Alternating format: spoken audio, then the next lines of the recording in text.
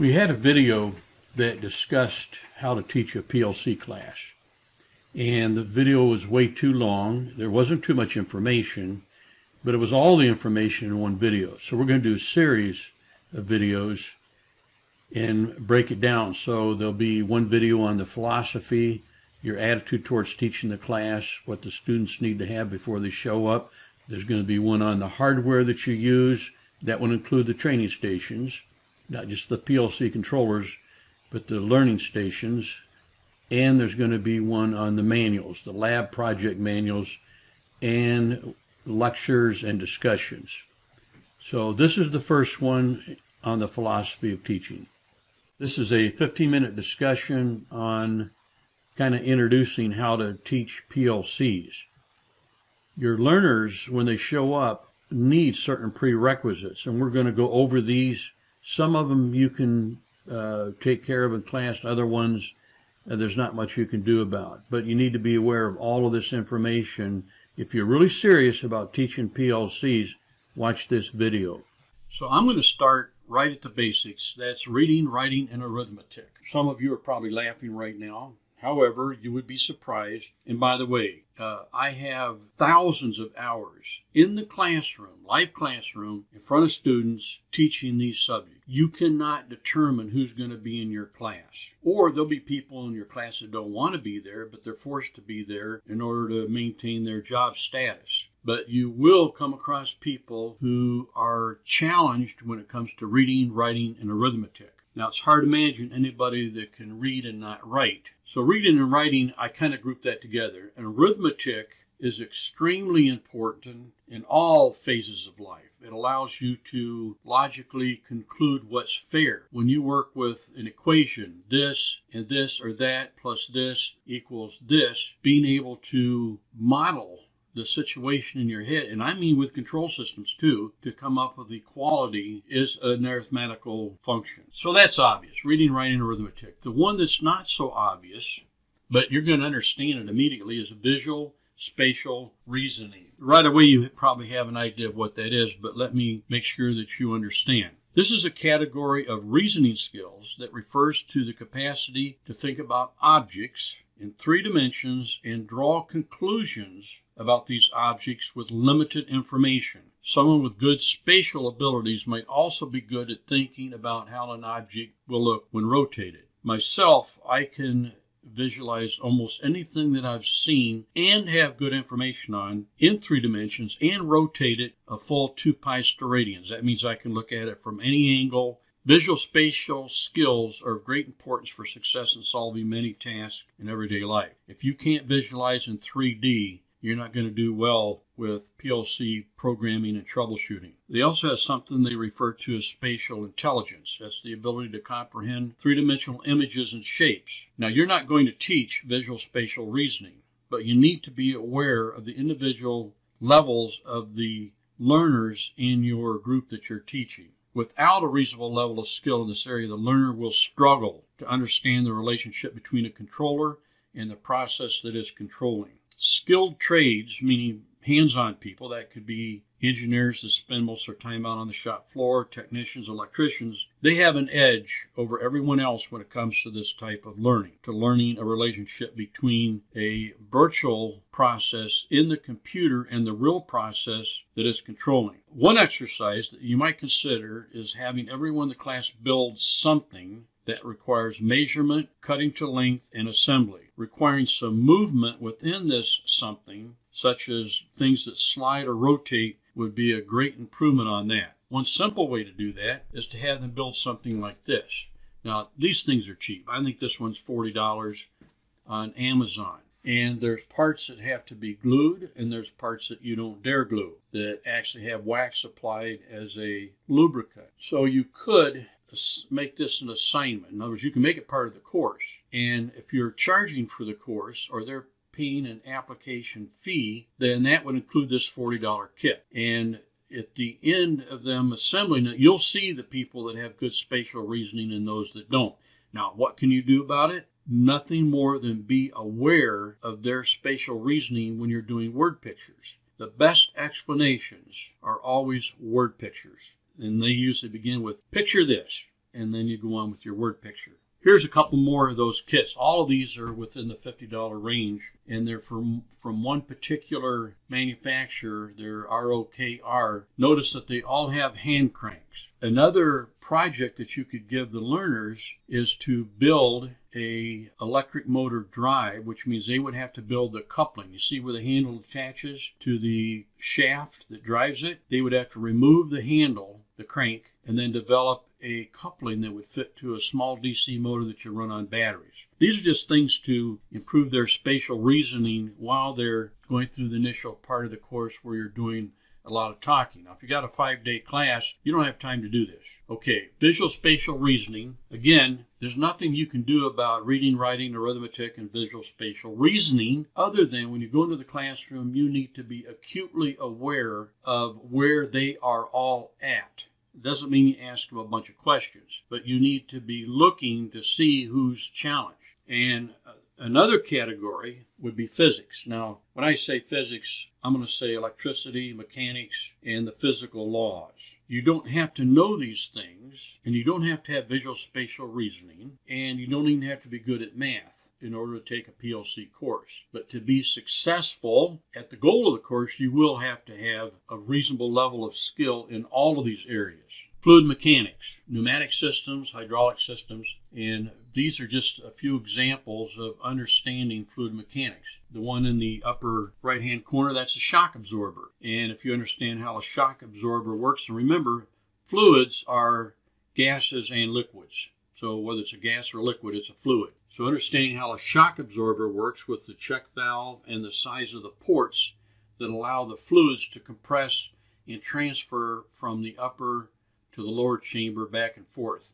There's an extend and retract rate that shock absorbers have. That's understanding fluid mechanics. And then we have a basic hydraulic system, and we have an actuator, a cylinder. We have a directional control valve, and then we have a power pack, which is comprised of an electrically driven pump and a tank, a reservoir. And the important thing for them to understand is the relatively incompressible nature of liquids as opposed to gas, and the control valves that route the pressure from the pump or the motor or the air compressor to the actuators. But they need some sort of general idea of fluid mechanics. Then there's also torque. You know, we just take torque for granted. Electric motors is the best example of torque.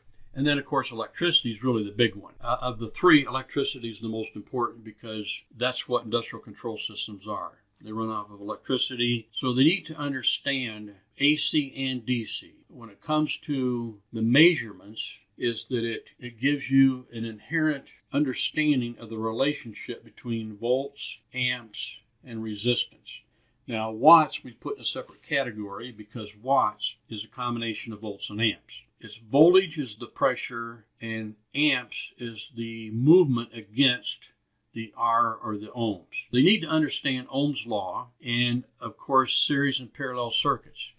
If they're short on any of this, they're going to struggle in class. And then, of course, computer skills is absolutely paramount. They at least have to be able to turn the computer on and off, open programs, close programs, open files, save files, close files, and manipulate their way around through the basic operating system of the computer. In this case, it would be Windows. So they need to understand the relationship between Windows as an operating system and the boundary to where the application starts. So all Windows applications have a similar look. Those similarities are the Windows operating system. Everything else is the actual application that you're using, the commonality of the Windows menu systems, etc., to do whatever it is that you want to do with your computer. And then, of course, and this, I have a dividing line here, because this is where you're really getting into PLCs, and that's understanding industrial relay control circuits and symbols, because this is where it all started. And 90% of all the programs out there installed in machines running, and I don't care whether you're a electrician, technician, or engineer right out of school, and you go to work for a company. Now, if you go to work for a systems house, then you might be writing all brand new programs for all brand new machines. But 90% of the people that are going to work with PLCs are going to be working with the installed base, which means ladder logic diagrams, relay logic. And to properly teach ladder logic diagrams, they have to understand these symbols. You've got all these learners that you're trying to get to one location on the map. All of these categories are things that you're going to have to be aware of and guide your people through to get them to that big red dot. You're going to have some people, it'd be nice if this is all that you had, were people that had some relay circuit knowledge, and you were going to move them into processes or understanding processes and their connection with the PLC control, the software, the memory, basically using a PLC to control a process. This would be the ideal student, that they already understand relay circuits and might have a little knowledge on processes, and you're going to give them more. However, you're also going to get people that are coming from way out in left field that don't have any of these things. Minimum spatial reasoning. Maybe they got some math, but not physics. Maybe they got some computer skills, maybe they don't. But no relay circuits and no real experience with processes. These days, because of all the STEM programs, I think we're going to see more people that aren't as far out in left field. But there's a big difference between sitting at your desk at home with an Arduino and a breadboard and actually going out onto a shop floor and working with processes that are in motion and cannot be interrupted while you figure out what's going on. And then, of course, you're going to get some people that are starting in other places in the process. So all of these people have to know where they're starting from to know how to get to the destination. Now, if they don't accept where they're at, that's another problem for you to deal with. They think they already know it all, and you can see they don't, then you're going to have to figure out some way to kindly move them to a point where they understand where they're at. Because if you're going to go from, I don't know, that's someplace in Texas, you're going to leave to Texas, go to St. Louis. And if you don't know where you're at, and you're actually in Montana, and you head off in a direction towards St. Louis from Texas, but you're in Montana, you're not going to end up hitting St. Louis. So you've got to know where you're at to know how to get to where you want to get to. And of course, just some more examples. Now here's one that you're in Phoenix, Arizona, and guess what? They're going to hit the edge. Maybe you'll catch those people, and then you can kind of pull them in to the gravity of the subject in the center there. You got to get them to understand what they don't know. Most people, they just don't want to admit what they don't know. And we're all like that to some degree.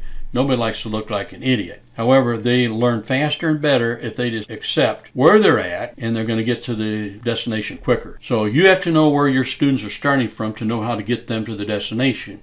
And you're going to do that during the very first session when you're going through all of the housekeeping and everything, you know, where the bathrooms are, what time class starts, what breaks are. As you're talking to them and you start getting into some technical subjects, you got to be able to read their faces, their fidgeting, and their what gamblers call a tell. And that's a little thing that they do when they're nervous or they don't understand what you're saying. Because some people are too proud to raise their hand and say, I'm sorry, I'm lost. What did you mean by that? These are all personal skills, interpersonal skills, people skills. And as an instructor, you don't automatically have those. So you may have to develop those, or you may have to prepare your class in a way that does not highlight your weaknesses in that area. But there's so many thousands of approaches to this that I can't cover all the possibilities. And actually, the only one that I have the real experience with is where I'm at and what my people's skills are. Now, I have thousands of hours in the classroom. I've already been through